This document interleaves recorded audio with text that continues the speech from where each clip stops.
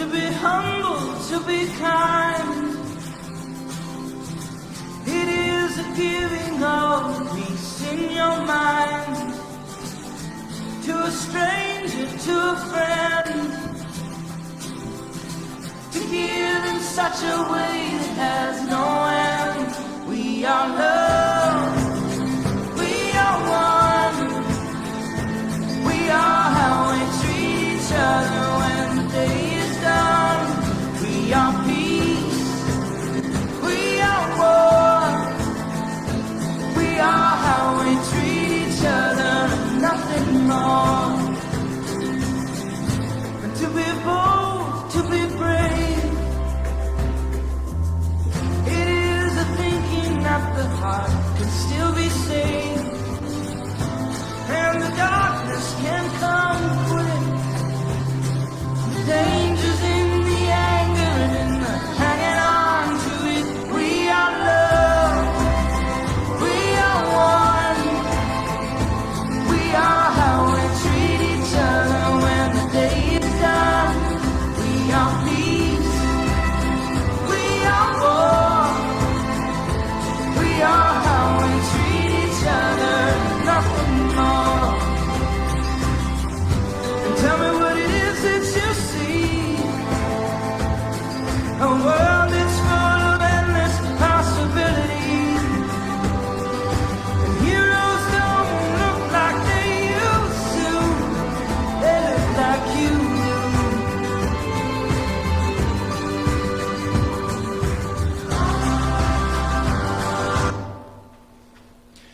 Good evening and welcome to Holy Innocents Anglican Church. It's a pleasure to invite you, whether live this evening or pre-recorded, as you join us at some future time. I also invite you to Faith Works. One of the most important sentences, arguably, during our worship service is go in peace to love and serve the Lord. Often the last sentence to our service of the Holy Eucharist, Communion, the Mass. As people of faith, we gather quite often to be together, support one another, and to worship God. As people of faith, we also have a personal side to our spirituality, of which we get to know God in each in our own time and way. But one of the things as people of faith we're known for, and hopefully known most for, is our action in the world, serving one another, going into community, finding need. If you were to look at history, many places in the world, including our own province of Newfoundland and Labrador, social services, as it was in the beginning, education, healthcare, in many cases, in many places, were begun by the churches themselves. As we go into community today, we not only go alone, of course, we go with many other individuals, groups, and organizations as they participate in many and various ways to support and to serve one another in community. And this is Faith Works. We invite different people from the community, different ministries, organizations, individuals, and people who serve so that we may chat one with another and often network and support and encourage each other also in service.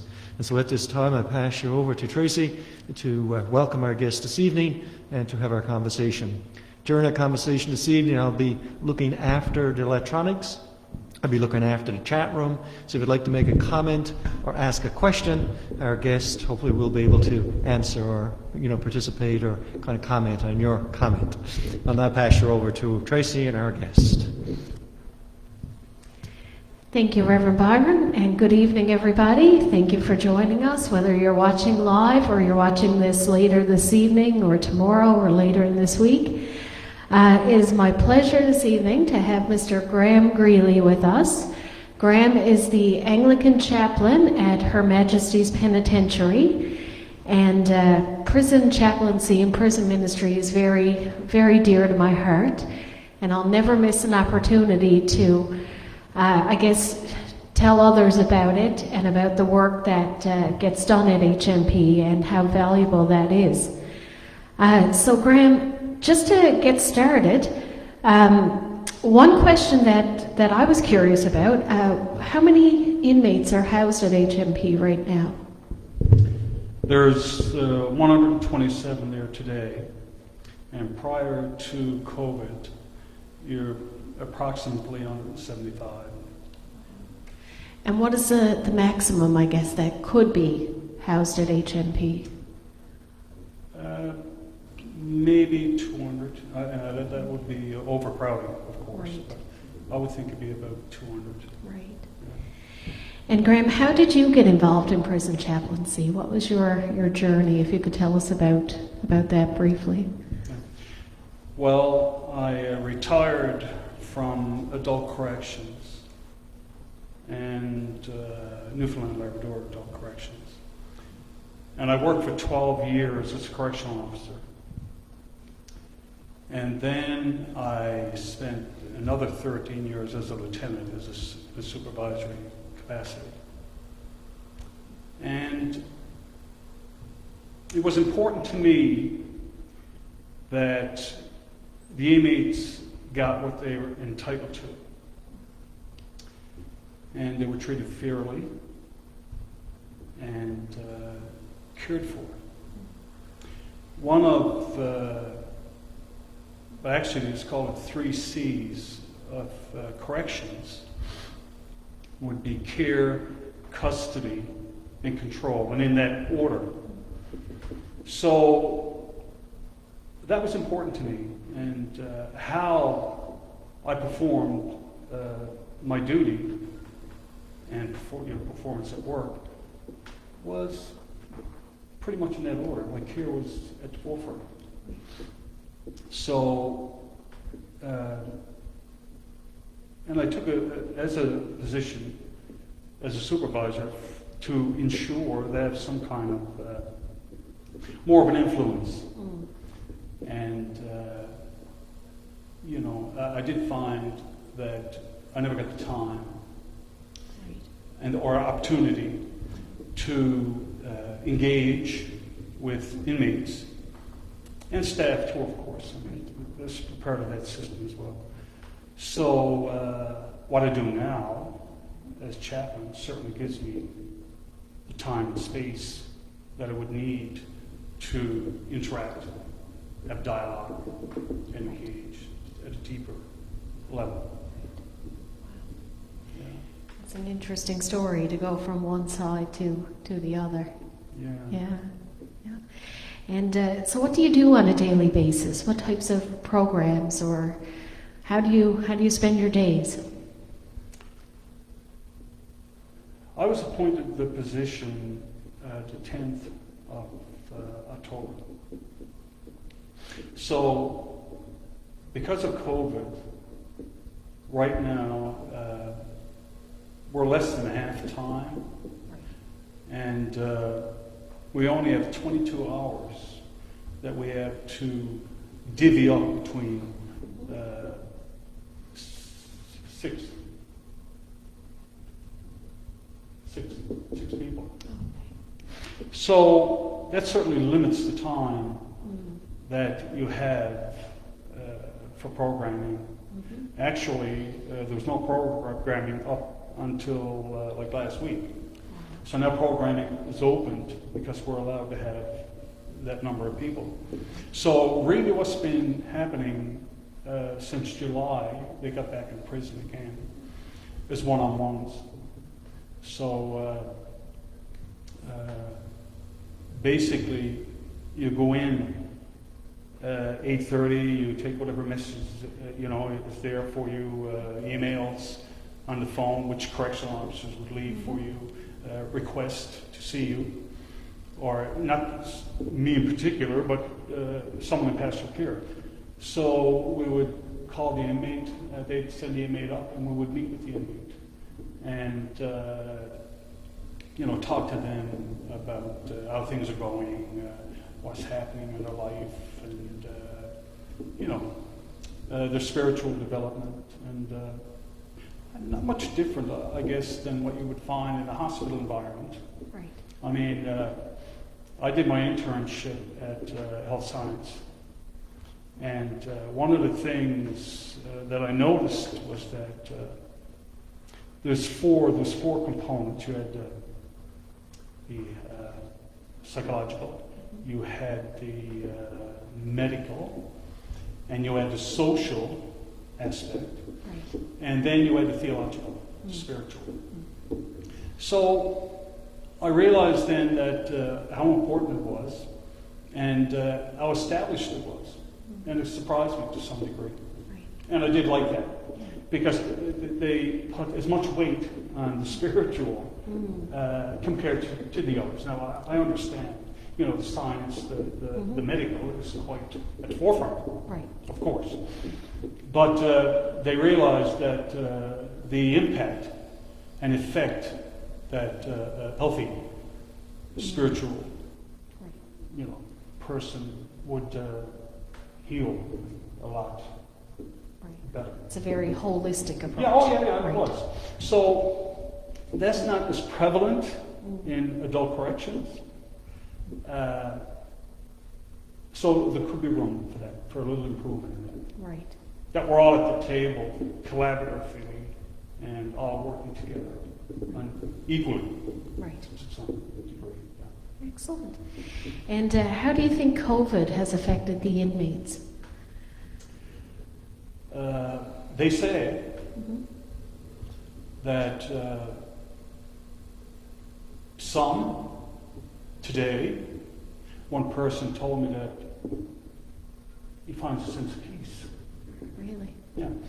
So I was glad to hear that.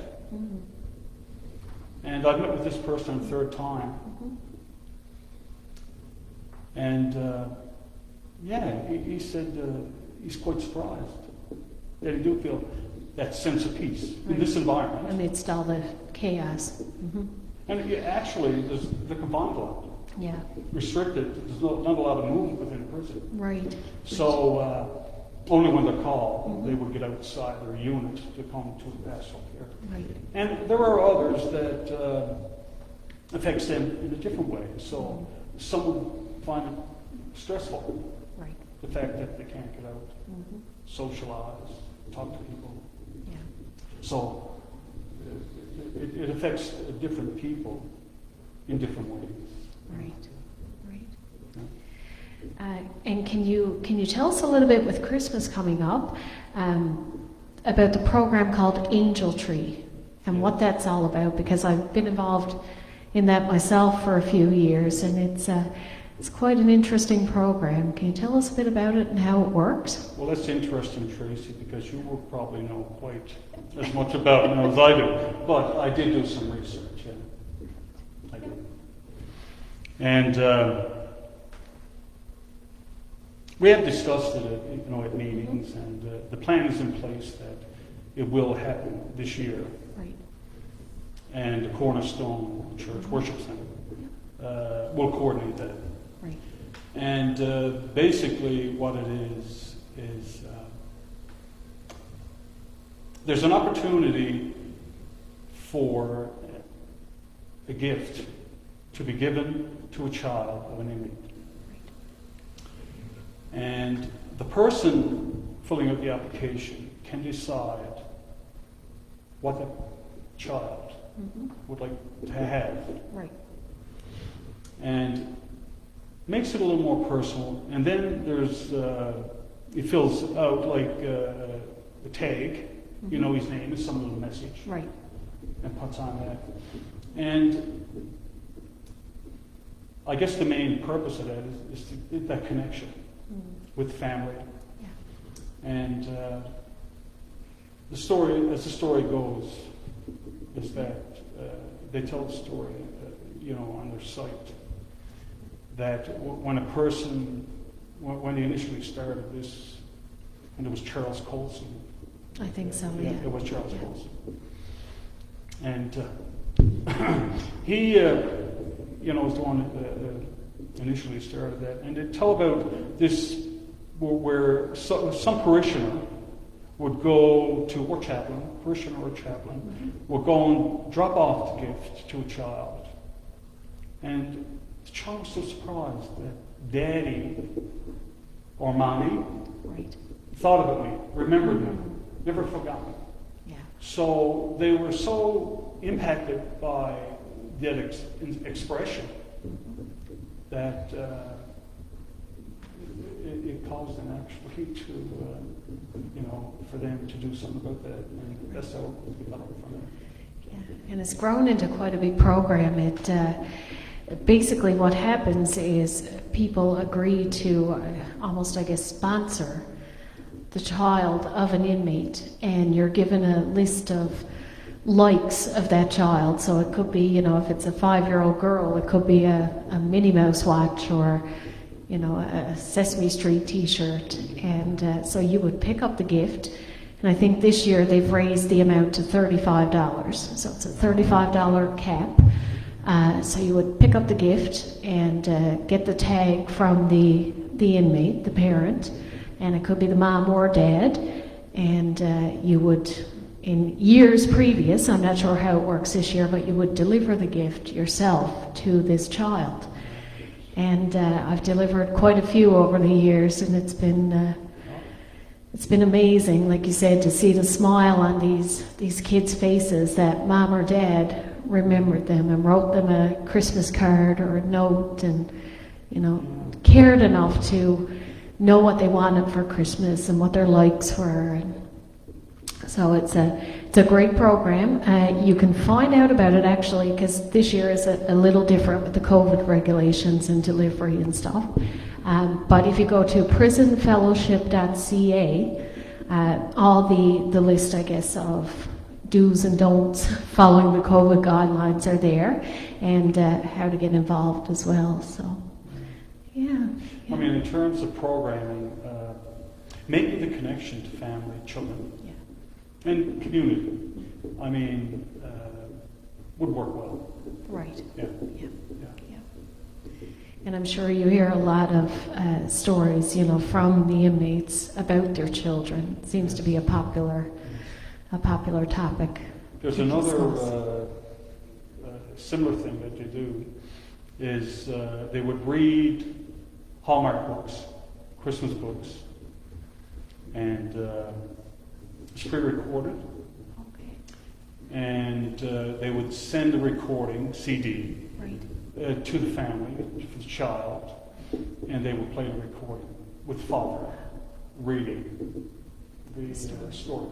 So it seems to me, you know, someone's put a lot of thought into this and realized that connection with family and children is so important. Right.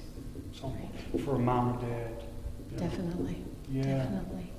Well, we'll check in with Reverend Byron to see if there's any comments or questions. One question here, maybe two. Does the Correction Center for Women have access to chaplaincy? I know it's a bit outside this area, but I don't know if you have knowledge for that. I've had concern about that. Okay. I have never checked into that. Mm-hmm.